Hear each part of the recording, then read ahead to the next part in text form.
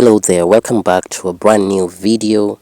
Of course, I've been out for a while and I was busy traversing the country just to listen to the low-life people, the mwananchi wa kawaida, and what is going on in our country.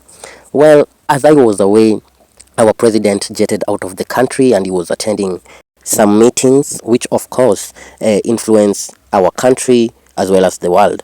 But one thing really caught my eye, and it is because how we treat our leaders in African countries, it is not acceptable at all.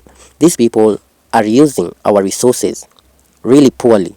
They are using our resources for waste. Why am I saying this?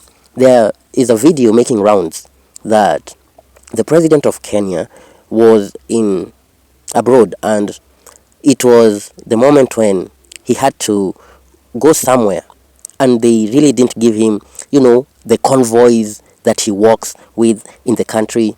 He really, or literally, he walked on the pavement just like any other citizen of that country. And it makes me wonder, why should a president each and every day, when in his country, use the resources very poorly or unwisely? Because when I'm saying this, there are some videos of him with a convoy of at least 20 cars. And when I say at least, just know there are more than even 50 in that convoy. And each and every car guzzles some petrol or some diesel. And each and every car has a driver. Each and every car maybe has its function. But when you look to developed countries, you can find that the president has his motorcade, which of course it is not exceedingly, like it is not that much. But when you see African presidents with their pride, a person is going just to buy maybe a piece of bread and he comes out guns blazing, cars racing. Hey, apana, we should talk.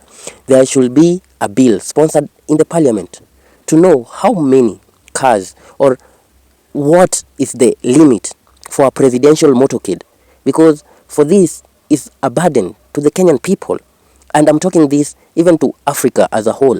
You can see a president having over 100 cars going to launch something even useless. It's so sad. It's so sad. And you can see the pictures for yourself. Anyway, I'm your host, Anonymous Whistleblower. Kindly consider subscribing if you're new, and let's dive in to what really matters.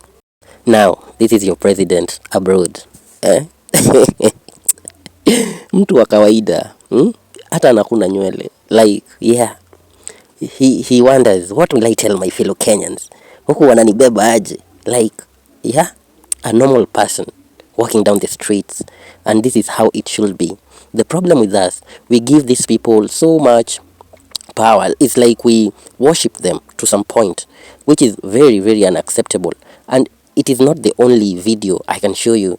I can pull up some videos from the archives when Ruto was walking down in the streets of New York with the wife, normally, like a normal person.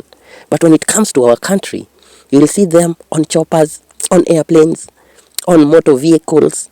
Like, when will this end? Because I'm telling you the truth, these people are using or are misusing our resources. This is your taxes. These are the money that is collected from you to make Kenya a better place. But for some people, it is for them and their families, more so for enjoyment. So you have to think. Can I show you another one? Now here you can see Nani and the wife just walking like normal people, normal human beings. He can't smile because, it's like humiliation. It's like he's being humiliated. But this is how it should be. Even in Kenya, just walk down the streets and see what normal people are facing, because it is so sad that so many things are happening in the country, and they don't have the taste of the normal Kenyan, of the common mwananchi. Yet they say they come from bottom up. They say it is from low life to high life, which in the normal sense, it is only a life for the wealthy. It is only a good life for the people who have something. Because when you look at the Kenya today, so many people are crying. So many people are sleeping hungry. So many people are languishing in poverty. And it is because of, let's say, we can't say a useless government, but a government does a government that does not help its people. And I'm telling you, it doesn't end. Let me show you another one. In any case, do you know this person? Huyu ni mtoto wa nani? Eh? I'm telling you, like, in developed countries, like each and every person owns a car. Even you can hear a homeless person saying, I'm homeless, but he or she has a car. She goes or he goes to a parking lot, parks the car, and sleeps there. But in Kenya, it is a total different case. It's like we Africans tulirogwa. Nakwambia tulirogwa kwa sababu wakoloni walitoka, then they left the neo-colonialism growing. Yani wakoloni mambo leo, and it is so sad.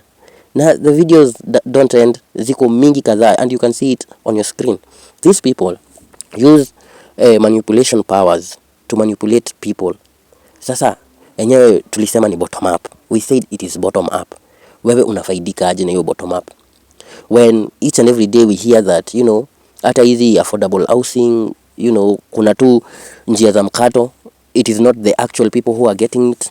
Unasikia kwa sha, mambo ndio hiyo inaenda hivi segemnege, money is getting looted left, right and center. Na pia nikasikia someone by the name of Cleophas Malala, DCP deputy leader, akisema there was a time pesa zilienda zikaprintiwa nje ya Kenya na zikaletwa, ndio kwa maana kuna timu watu walisota mbaya. So we have to know the leaders we choose, because kama walifungia pesa kwa treasury, ndio pesa yenye imetoka huko nje kutengenezwa ingie kwa circulation yote.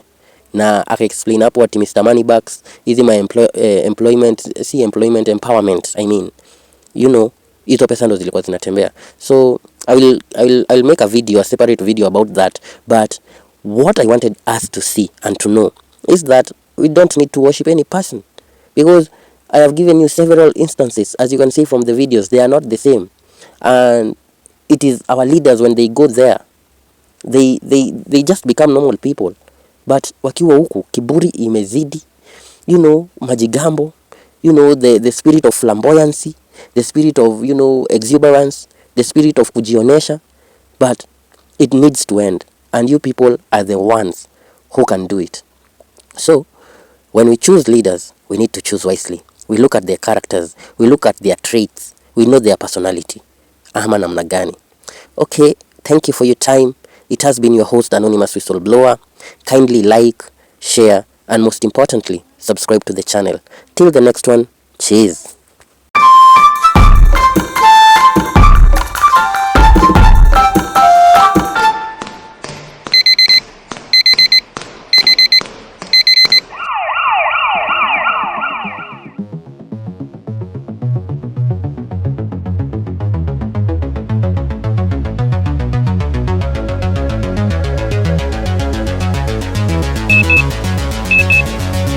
Stand by in 3, 2, 1, go.